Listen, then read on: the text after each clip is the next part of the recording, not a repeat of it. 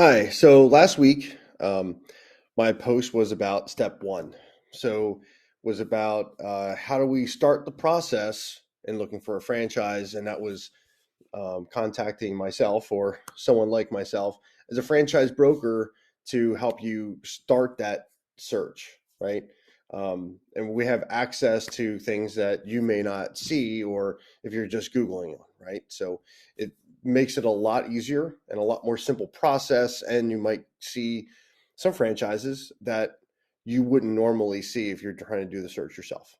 So step two, so let's look at step two. Step two is an extension of step one, really, because it still helps us narrow down that search. So step two, financial capabilities, right?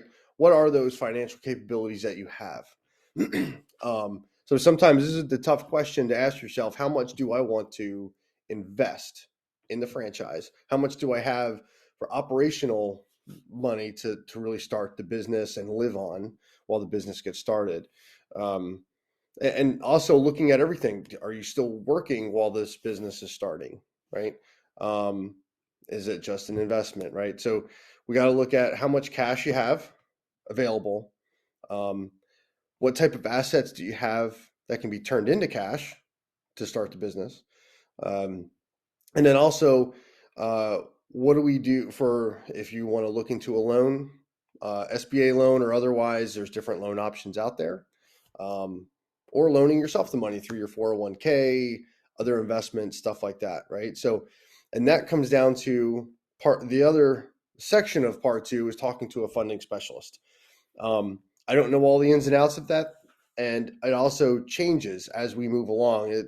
Whether it's regulations or taxes or something, um, the funding specialist, that's their job. They focus on that.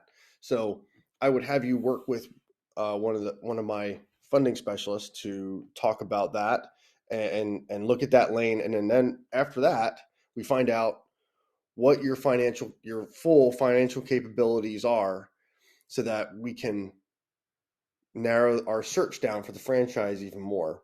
Because if you, I don't want to show you a franchise that we want to get excited about and get ready for. If it's going to cost you $500,000 and then it turns out you only have 200 to work with, right?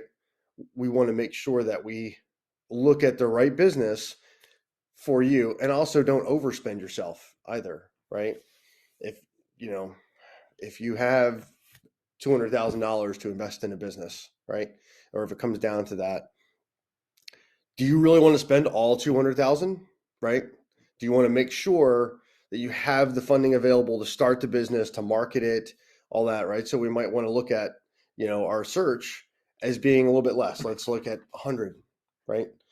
So we can narrow those search parameters down, and understand what are the best options for you at this moment, and also um, fulfill your goals, your interests, and in your new career as a franchisee. So, if you have any questions, please contact me, and I'll be happy to talk to you about franchising. And stay tuned for step three.